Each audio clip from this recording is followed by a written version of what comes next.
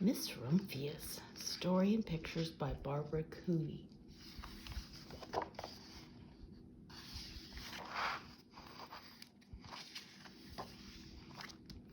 The Lupine Lady lives in a small house overlooking the sea. In between the rocks around her house grow blue and purple and rose-colored flowers.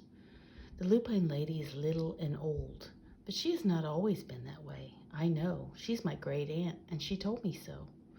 Once upon a time, she was a little girl named Alice who lived in a city by the sea. From the front stoop, she could see the wharves and the bristling mass of tall ships. Many years ago, her grandfather had come to America on a large sailing ship. Now he worked in a shop at the bottom of the house, making figureheads for the prows of ships and carving Indians out of wood to put in front of cigar stores. For Alice's grandfather was an artist. He painted pictures, too, of sailing ships and places across the sea. When he was very busy, Alice helped him put in the skies. Look at all those go on the fronts of boats.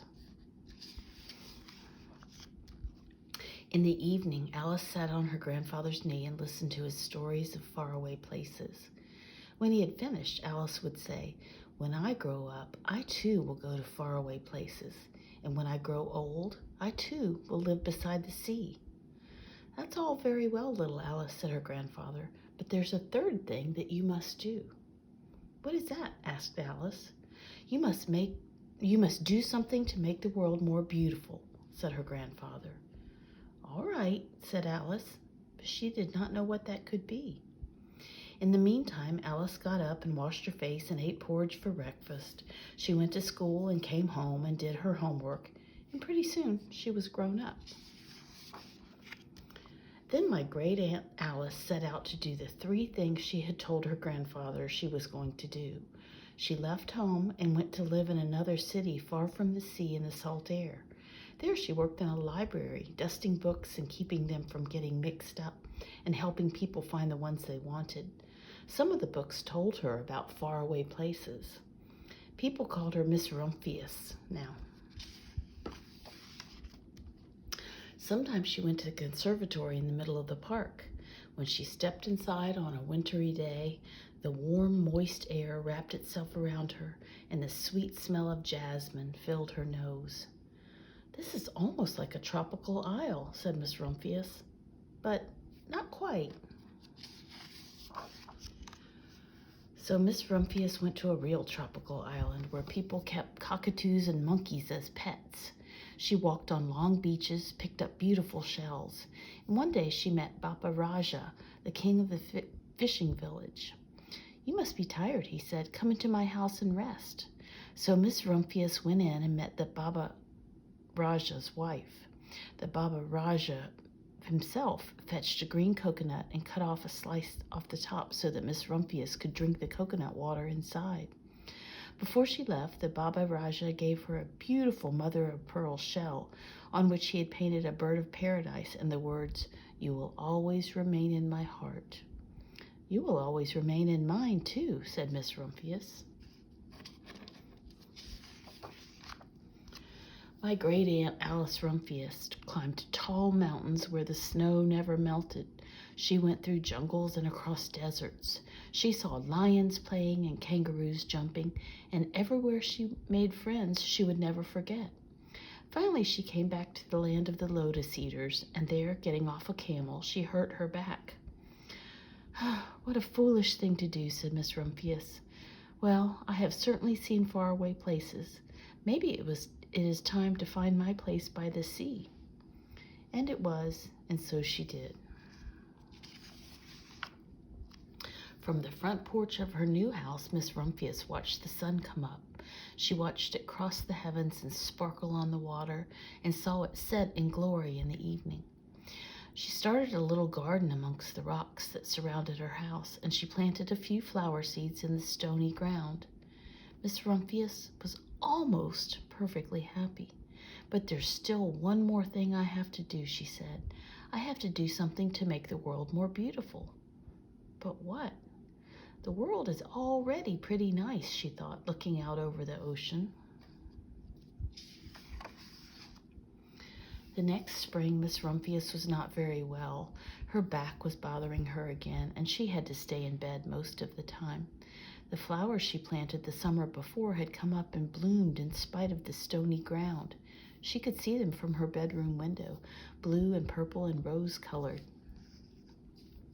"Lupines," said Miss Rumphius with satisfaction.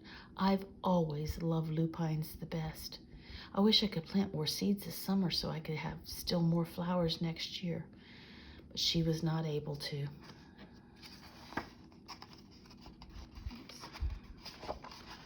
Stick in here, sorry. There we go.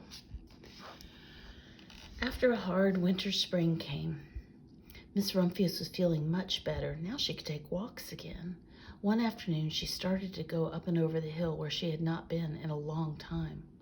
"I don't believe my eyes," she cried when she got to the top, for there on the other side of the hill was a large patch of blue and purple and rose-colored lupines. "It was the wind," she said as she knelt in delight. "It was the wind that brought the seeds from my garden here, and the birds must have helped." And then Mrs. Rumphius had a wonderful idea.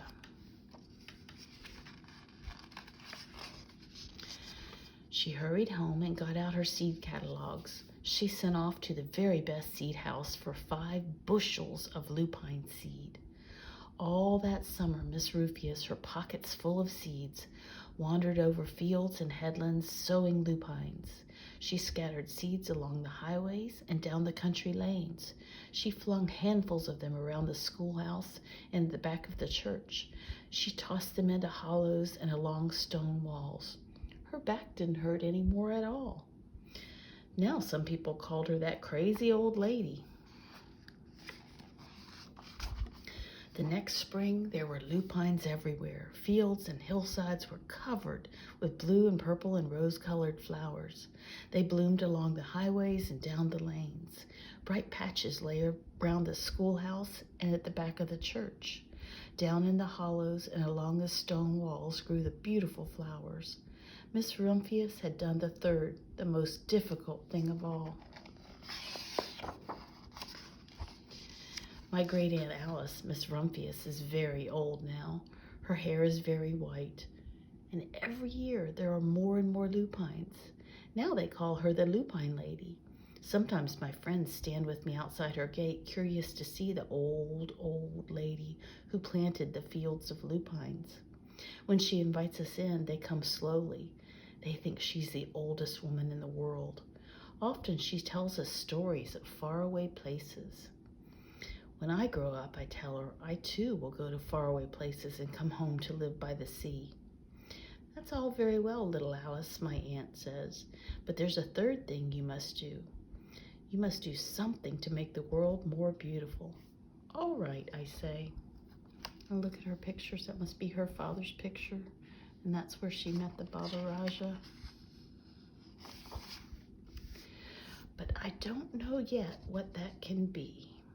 She's got to think about what's going to make the world more beautiful. Look at all those lupines and the kids gathering them. Miss Rumphius and her beautiful flowers.